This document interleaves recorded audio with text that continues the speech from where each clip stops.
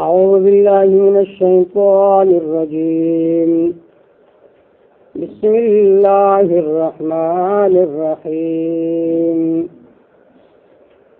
إذ يوحي ربك إلى الملائكة أني معكم فثبتوا الذين آمنوا سألقي في قلوب الذين كفروا الرعب فاضربوا فوق الأعناق واضربوا منهم كل بنان. سورة الانفال من شروع کرے ہو. جی سورت کی دے میدان جہاد دا پارا دیارلس قیدے و قوانین با ذکر کی گی. دارنگی ددی مسئلے دا پارا چال انفال للہ مال غنیمت دا تقسیم اختیار جت جوازی اللہ لرے. ددیم دیارلس علتنا ذکر کی. سلور وجوہات مخ کی ذکر شو داغی پا بنا باندی داو وجوہات دلالت کی پدی باندی چال انفال للہ مال غنیمت دا تقسیم اختیار جت جوازی اللہ لرے. اذ یوحی ربک الی الملائکہ ددی زنا پنزم وجہ ذکر کئی.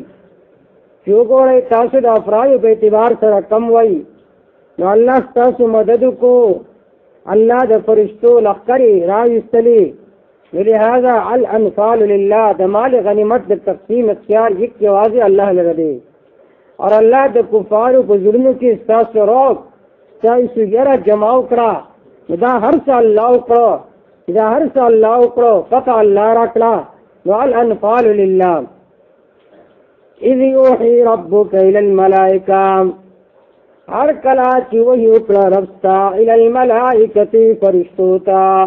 چلتا وہی بمانا دا حکم دے رب ورطا حکم کو دا حکم ورطا کو چی انی معکم یقنن زو تاسو سرما سمانت تاسولات شہی مجاہدینوں پل اخترو کی شامل شہی انی معکم زبستاسو مدد کو ما دینا معلوم اشا چی فرشتیم اللہ تعالیٰ طرف تا محتاج دی. آغین گانا متصرفہ ندی فکائنات کی سکار نشی کولے سواد اذن دا اللہ تعالیٰ نا دا اللہ پہ اجازت سے باہر سکی. اور نن زمانی صوفیوں پیران سوئی کوئی دنیا کی جو قطب دے بل ابدال دے بل غوث دے سوک بارانی راولی سوک زلزلی راولی سوک خلق بڑکی دا جانا سی فضولیات کی. دیو جن ابن قیم رحم اللہ المنار المنیف فی مدارک صحیح و ضعیف اغوی و حدیث الابدال والاقطاب والاغواس کلها باطلۃ وموضوعۃ علی رسول اللہ صلی اللہ علیہ وسلم. دا خبری چی خلق ذکر کری دی چی یو قطب دے بل ابدال دے بل غوث دے دا خبری ایسی منگلت خبری دی. او بے ہوئی چی پکال کی یوزل دے طول ارواو میٹنگ کی گی تغار حرا کی رضی میٹنگ گوشی تو تبدا کر کے دا سی فضولیات تی. نیک نیک بندو ولی نشی چی کل آگا وفات شی دا وفات نبات دا آگا معاملہ ختم شو. بس کسو کو ثواب رسی یا آگا ثواب رسی کسو کو بس تلاوت کی آگا ثواب رسی. یہ دانشتے چی تا آگا نمددین اگوالی او بے داوی چی دے در تبرکات پس دمرد نمشترے دا قبر لزی اور آگا تشغی باسی زمان مددو کا دا فضولیات تی. اذ یوحی ربک الی الملائکہ ہر کلا چوئی اپلا ربستا الی الملائکتی فرشتوتا انی معکم یقنن زو تاسو سرما. گویا فرشتیوں فمدد کی اللہ تعالیٰ طرف تا محتاجی دی. انی معکم یقنن زو تاسو سرما فثبتوا الذین آمنوا دلتا مقصد والا فسبت فقولوا تستاسو مومنانو تا فثبتوا الذین آمنوا پس لکیا کسان چیمانی راوڑے دے پدی خبری سرا کیا غی تداوے مستاسو ملگریو راہ مومنانو لکتے زینے والا ورکائی سألقی فی قلوب الذین کفروا الرعب. تاسو اور تصریف بشارت واروئی زینے ورکواروئی اور صحابہ اکرام رضوان اللہ تعالی مجمعین بعض دسی چاہا فرشتی بخفل نظر بندلی تلی ہم لی سألقی فی قلوب الذین کفروا الرعب گردے چوابا چمزو فضل مدا کسانو کی چکو بھر کلے الرعب یرا. نبی صلی اللہ علیہ وسلم داغا نبا کفار پسو ملا باندی یریدلو سألقي في قلوب الذين كفروا الرعب غرد چوابچون بزرگ دا کسان کی کفر کړل الرعب یرا. نو نبی صلی الله علیه وسلم فرمایي نصرت بالرعب، زما مدد کړی شوی په رعب سره. کافر زمانه ډېر لري وي لیکن زمانه یریږي. لیکن نن د جهاد په مخالفت کې څه داخلي پالیسي او څه خارجي پالیسي هغه داسې چې د جهاد نه بدنام کو، مجاهد بدنام کو، نو ولا د دهشت ګرد ورکو. دهشت ګرد معنی دا د دهشت پلاوي، دا سبب نه مخنو. ځکه الله خپل پیغمبر صلی الله علیه وسلم صحابه کرام رضوان الله تعالی اجمعین مبارک وي سألقي في قلوب الذين كفروا الرعب، زبد کفارو په زړونو کې ير داخله کم د مؤمنانو نه.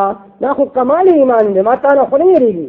ځکه ماته چې نه مسلمانان دي، کوم چې صحیح مسلمانان دي نو د هغوی نوم هغوی نشي برداشت کولی. دې ته ویلی شي چې د کفارو په زړونو کې الله د هغه صحیح مؤمنانو کامل مؤمنانو یره الله تعالی ایښودې ده. لکه څرنګه چې د نبي صلی الله علیه وسلم یره الله په زړونو د کفارو کې ایښودې وه. خو تاسو به څه کوئ؟ فضربوا فوق الأعناق، پس اوائي دي فوق الأعناق، لپاسا په سټونو باندې. بعض حضرات چې فوق لپس زائد دی معنی دا ده فضربوا على الأعناق، اوائي تاسو په سټونو باندې، یعنی د سټ نه دی حلال کا.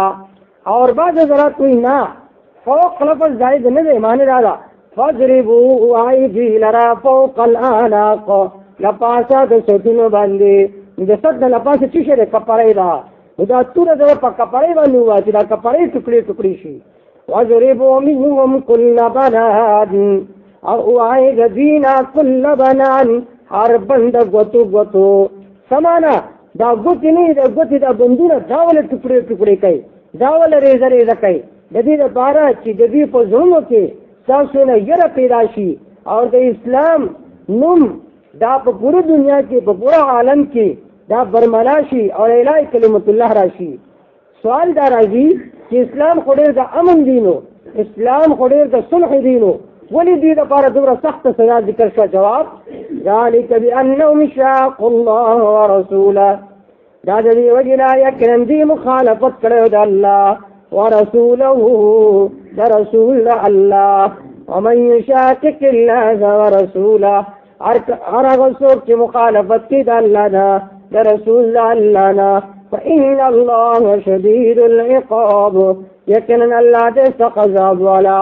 په دنیا کې عذاب ورکوي، سزا ورکوي په لاسونو د مجاهدینو سره، او په آخرت کې به ورته سزا ورکوي. اذ یوحي ربک الی الملائکه، هر کله چې وحی کړه رب ستا فرشتو طرف ته انی معکم، یقینا زه تاسو سره ما. فثبت الذین آمنوا، تسلک کسان چې ایمان راوړل. سألقي في قلوب الذین کفروا الرعب، زرد چې واچوم په زړه کسانو کې چې کفر کړل یرا. وضربوا پس وایي تاسو فوق الأعناق، لپاسه د سټونو باندې. وضربوا وایي منهم د دینا کل بنان، هر بند غوتو. ذلك بأنهم شاقوا الله ورسوله، دا د دې وجه نه یقینا دوی مخالفت کړو د الله د رسول د الله. ومن يشاقق الله ورسوله، هر هغه څوک چې مخالفت کوي د الله د رسول د الله فإن الله شدید العقاب، یقینا الله دې سخت عذاب والا.